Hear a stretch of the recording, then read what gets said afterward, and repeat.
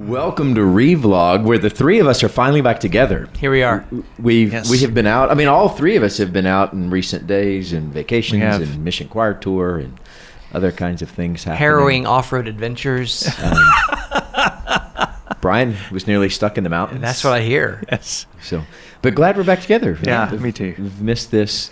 Today we come to Nehemiah chapter 6, and they complete the wall here. Yeah. It says they complete the wall, they complete this work in 52 days. And before we get to the harrowing account before this completion, I do want to note that today, as we film, we're 6 days into the construction of our sanctuary platform. That's right. Are we aiming for 52? Great. I don't know. I am. Will that be what we hit? We'll I don't know. see. What do you think? How many days do you think it's going to take? You know what? I'll give you 54. I mean, I'm fine with 54. I mean, I genuinely think we'll be pretty close to that. I don't know. I mean, what do you think, BR? I have really no idea.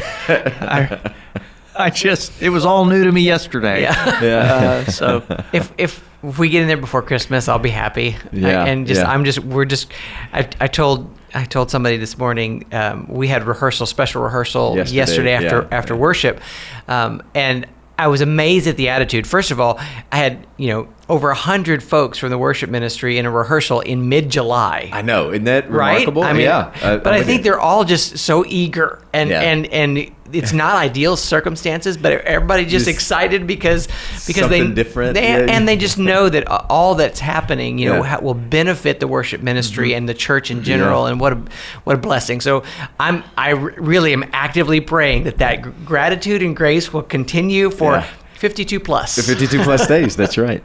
Yeah. No, I was pleased too, and people do seem excited, as are we. We're excited about the sort of the renovations in the sanctuary. But let's come to this text. I mean, Aaron, you help us get started. We get this first an attack on Nehemiah, then kind of that subsides, and then we have the completion of the wall. And there's all kinds of names in here as well. Where do you want to start, or where was your heart as you read this? Nehemiah is chronicling this, and it's interesting how consistent he is to chronicle not just the progress, but also the detractors. And as we look New Testament wise, there's always an element of be on your guard for for those false voices, for those people that are going to tell you that one way or the other, and we see this kind of in real time with Nehemiah, him having to discern. There's this idea of we need to retreat, we need to go in, close the doors and get away from this. And is this a real threat? Is this a real threat? And it's sometimes those voices are going to sound pretty strong and convincing, and the more technology we get, the more convincing those voices can sound. And Nehemiah's ability, and I think you have mentioned it over and over again, that 52 days is what it took to complete, and yet how many months did he pray beforehand? So over 4 months of so prayer? More than double the time that it took to complete the wall was his preparation and prayer. I think I even mentioned in last week's, it's hard to discern time, but there was another instance where they were being accused of usury, and before he reacts, he says, "I consulted myself." So it's just that the idea that Nehemiah is always pausing, always waiting, always not reacting in a way that is even in this moment before the wall is completed, and this threat that seems imminent, he's saying, I've got to discern what is true, what is right and wrong, and then he says, nope. That's not that. No, and so he pushes forward, and then the wall is completed, and then there's just this complete change, this shift, into everyone celebrating this wonderful work that they've completed. It's a great deal. Yeah, amen. Brian, what about for you? What stuck out to you in this text? they're so close. They're almost done. Yeah. And there are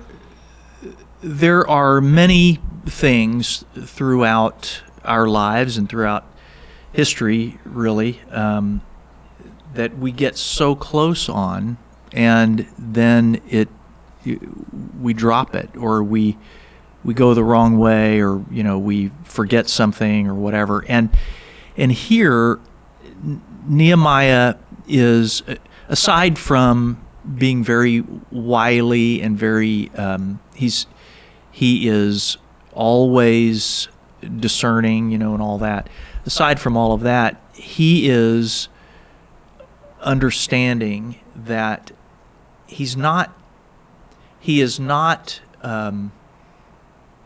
with God only for a portion of his life. He is with God for his entire life and his entire being. And for this, he's not with God only for this project. He's with him all the way through. He's not going to walk away from him just because they're close. He's not going to let his let the guardedness down just because nothing yet remains. He clearly realizes that the most dangerous kinds of situations can arise when people think that there is nothing left to do. Yeah. And so they get captured by other things. Mm-hmm. And Nehemiah, if he had said, well, we're almost done, and just to be on the safe side, I want to give ear to these folks and to make sure that that we are. I'm going to stand on what we have already done, and I'm going to give ear to this warning here, and I'm going to take action on that. He wasn't going to do that. His resolve was the same. He wasn't going to stand on the work that they had already completed. He was going to stand on his calling. Yeah.